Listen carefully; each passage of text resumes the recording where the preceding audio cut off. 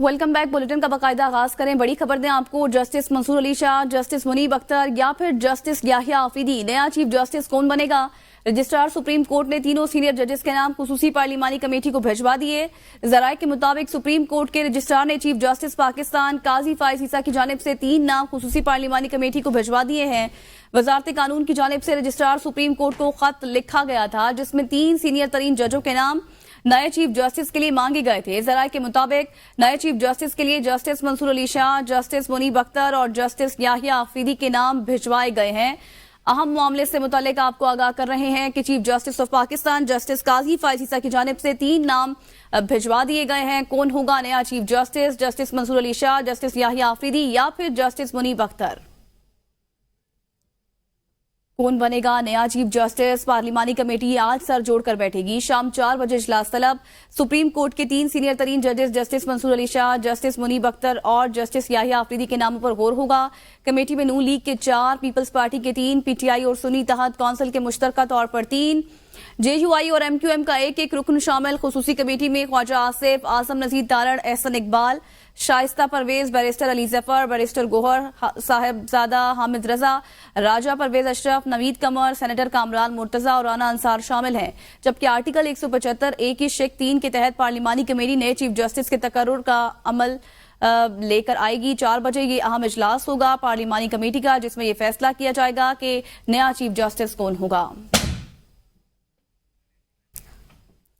आपको बताएं कि कमेटी का इजलास कुछ देर बाद होगा। 4 बजे का ये वक्त है और अहम इजलास होगा। आर्टिकल 175 एक की शिक 3 के तहत पार्लिमानी कमेटी नए चीफ जस्टिस के तकर्रुर अमल में लाएगी। नया चीफ जस्टिस कौन होगा? Chief justice of Pakistan justice Qazi Faez Isa की जानिब से अब से कुछ देर पहले 3 नाम जो है वो भिजवा दिए गए हैं। सीनियोरिटी लिस्ट को मद्देनजर रखते हुए justice Mansoor Ali Shah, justice Yahya Afridi, justice Munib Akhtar का नाम भिजवाया गया है। अब पार्लिमानी कमेटी इस चीज का फैसला करेगी और उसके बाद वजीर आजम की जानिब से सदर मुमलिकत को नाम भिजवाया जाएगा मंजूरी के लिए।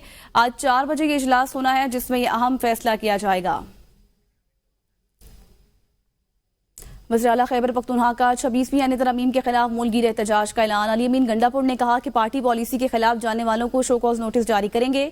बानी पीटीआई की पीठ में शुरा घोंपने वाले गद्दारों को पार्टी से निकालेंगे। हुकूमत के खात्मे तक एहतजाज जारी रहेगा। आईनी तरमीम को नहीं मानते, आजाद अदलिया पर हमले की मजम्मत करते हैं। अदलिया में मर्जी के जज लगाकर ये अपने हक में फैसले कराना चाहते हैं। अली अमीन गंडापुर ने वज़ीर आला पंजाब को कड़ी तनकीद का निशाना बनाते हुए कहा कि हम पर इल्जाम लगाने वाले पहले अपनी गवर्नेंस को ठीक करें। पूरे पाकिस्तान को ब्लॉक करेंगे और आगे बढ़ेंगे इस्लामाबाद की तरफ। जो जल्दी पहुंचे या बाद में पहुंचे या जो जहां पे होगा वो उसका हिस्सा होगा।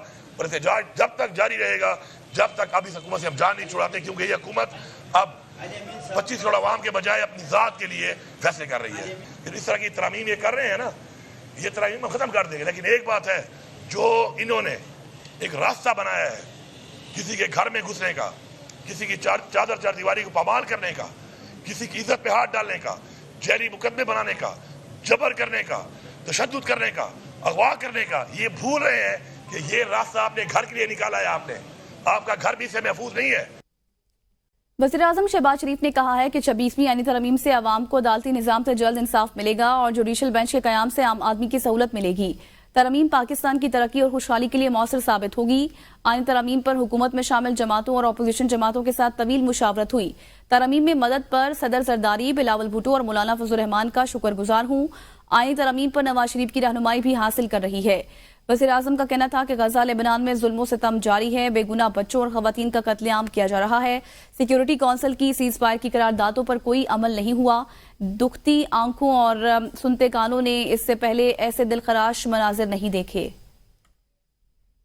पाकिस्तान की जो माशी इस्तेहकाम और पाकिस्तान के अवाम की तरक्की, खुशहाली और सियासी इस्तेहकाम के लिए एक संग मील की हैसियत रखती है। मैं समझता हूँ कि आम आदमी को इस हवाले से यकीनन आसानी हासिल होगी और उनके मामलात जल्द तय होने की बड़ी कवी उम्मीद है। इसमें बेपनाह मुशावरत हुई तमाम सियासी ज़ुमा से, जो कि पार्लियामेंट के अंदर जिनकी नुमाइंदगी है, आसिफ अली जरदारी साहब उनकी पार्टी से जनाब बिलावल भुट्टो ज़रदारी साहब, मियां मोहम्मद नवाज शरीफ मेरे जो कायद हैं, उनकी पूरी इसमें मुझे रहनुमाई हासिल थी, पूरी मदद हासिल थी।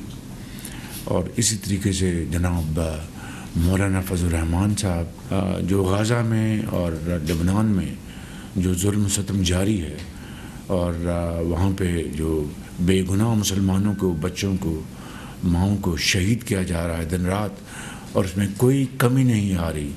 और अक़वाम मुत्तहिदा की सिक्योरिटी काउंसिल की जो करारदादें हैं उसके ऊपर कतन कोई अमल नहीं हुआ सीज़ फायर का। देखती आंख ने और सुनते कानों ने इससे ज़्यादा दिलखराश वाक़यात ना पहले कभी देखे ना कभी सुने। चलते हैं, गवर्नर पंजाब न्यूज़ कॉन्फ्रेंस कर रहे हैं। और आपका बहुत शुक्रिया। अगर आपने कोई क्वेश्चन करना है तो आप एक सेकंड सर एक सेकंड, क्वेश्चंस का एक डायग्राम बना ले एक एक साइड से। जी नदीर भट्टी साहब।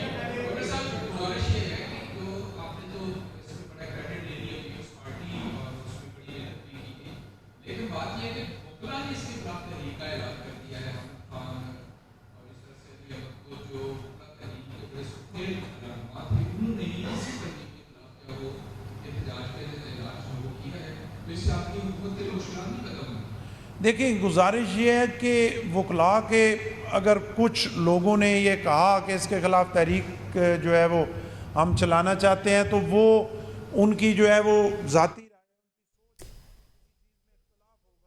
खबरों के सिलसिले को आगे बढ़ाएं। खबर दें आपको, chairman PTI barrister Gohar Ali की इलेक्शन कमीशन में सहाफ़ियों से गुफ्तगू। कहा, पार्लिमानी कमेटी के लिए 7 बजे तक नाम मांगे थे। सियासी कमेटी ने फैसला किया कि जो हुआ ये सब गैर कानूनी है।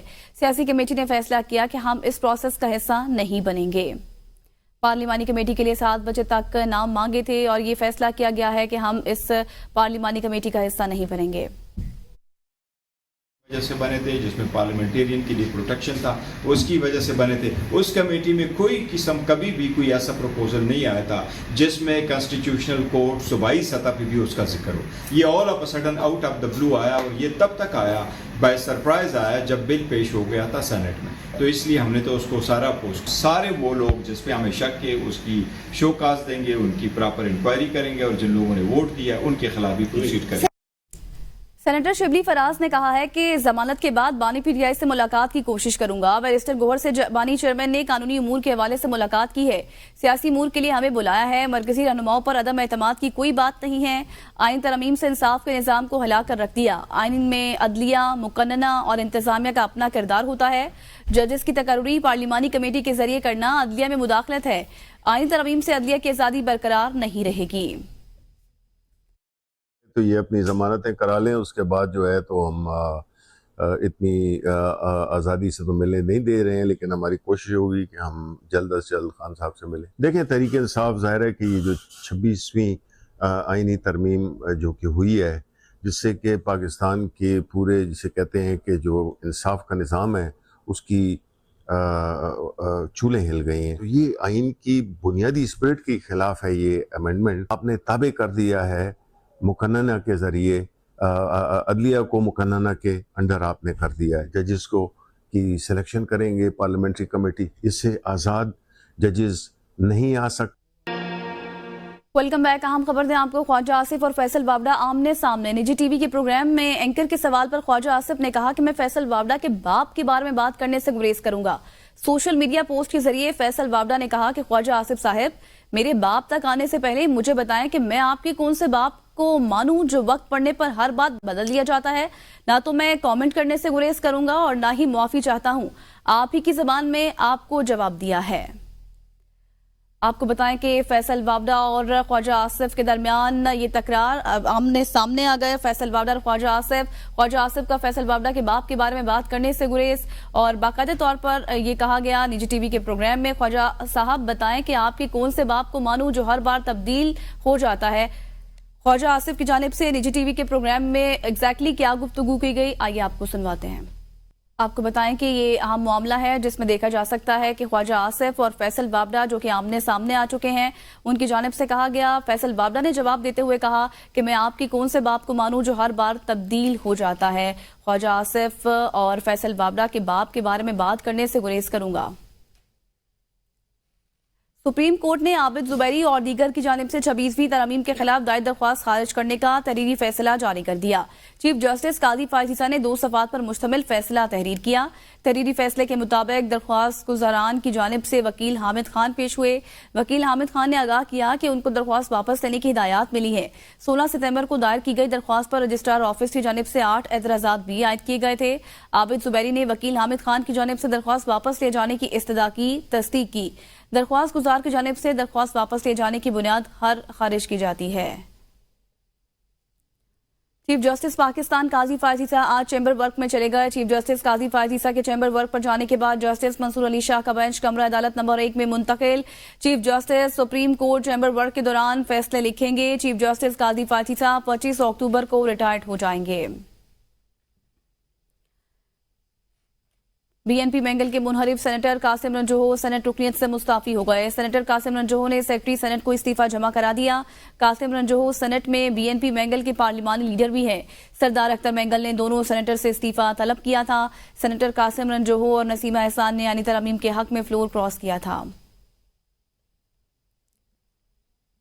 आम खबर दें आपको, इस्लामाबाद हाई कोर्ट में बानी पीटीआई से मुलाकात न करने का खिलाफ तौहीन अदालत की दरख्वास्त दायर। पीटीआई का लीगल टीम के फैसल फरीद चौधरी ने तौहीन अदालत की दरख्वास्त दायर की। दरख्वास्त में इस्तदा की गई कि अदालत अहकामात की खिलाफ वर्जी पर सुप्रीडेंट अडयाला जेल के खिलाफ तौहीन अदालत की कार्रवाई की जाए। अहम खबर से मुतल्लिक आपको आगाह कर रहे हैं कि तौहीन अदालत की कार्रवाई की जाए। ये अहकाम जारी किए गए हैं और साथ ही आपको बताएं कि हाई कोर्ट में बानी पीटीआई से मुलाकात ना करने का खिलाफ तौहीन अदालत की दरख्वास्त दायर की गई है। पीटीआई लीगल टीम के फैसल फरीद चौधरी ने तौहीन अदालत की दरख्वास्त दायर की है। हाई कोर्ट में बानी पीटीआई से मुलाकात ना करने के खिलाफ तौहीन अदालत की दरख्वास्त ये दायर की गई है। अहकामात की खिलाफ वर्जी पर सुप्रीडेंट अडयाला जेल के खिलाफ तौहीन अदालत की कार्रवाई की जाए, ऐसा दरख्वास्त का मतन है। सोशल मीडिया पर बच्ची की वालिदा होने का ड्रामा करने वाली खातून की कराची से गिरफ्तारी के बाद तहकीकात जारी है। गिरफ्तार खातून का एक सियासी जमात के साथ वाबस्तगी का इंकशाफ हुआ है। मुल्जिमा से एफआईए, इन्वेस्टिगेशन पुलिस और हसास इदारों के अफसरान पर मुश्तमिल जेआईटीज तफ्तीश कर रही हैं। एफआईए साइबर क्राइम विंग के जेआईटी ने मुल्जिमा के सोशल मीडिया अकाउंट्स और रवाबित, जबकि पुलिस और दीगर कानून नाफिज करने वाले इदारों ने कॉल रिकॉर्ड की जांच पड़ताल का अमल भी शुरू कर दिया है। इसी हवाले से मजीद जानते हैं लाहौर से अपने नुमाइंदे नादिर चौधरी से। जो बिल्कुल निजी कॉलेज में होने वाले जो हंगामा आई थी उसकी वजह एक सोशल मीडिया की पोस्ट बनी थी और उस पोस्ट के पीछे जो खातून थी जिसने बच्ची की वालदा होने का जो है वो दावा किया और उस पोस्ट के बाद जो है वो हंगामे मज़ीद फूट पड़े।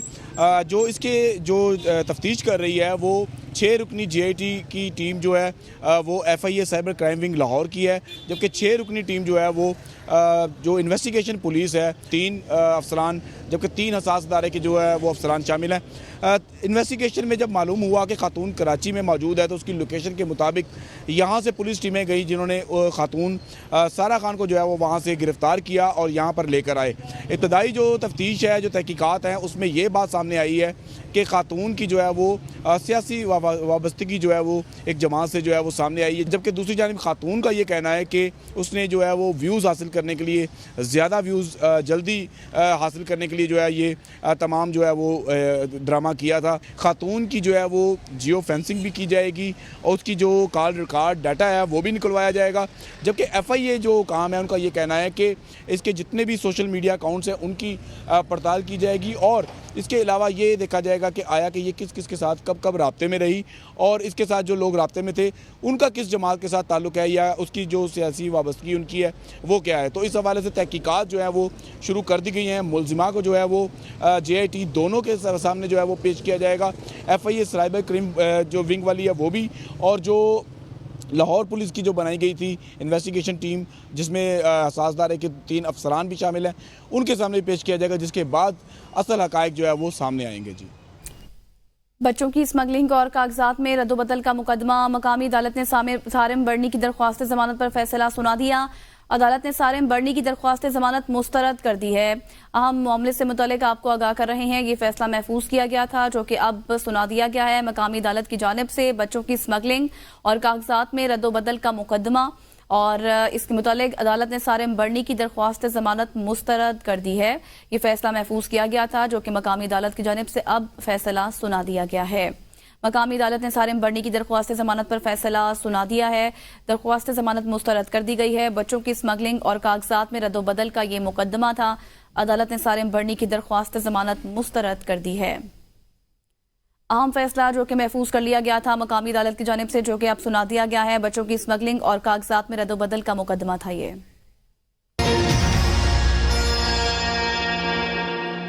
Welcome back. अहम खबर दें आपको, 9 मई वाकयात में मुल्तान में जलाओ घिराव और तोड़फोड़ करने का मामला। शाह महमूद कुरैशी अडयाला जेल में कैद होने के बायस पेश ना हो सके।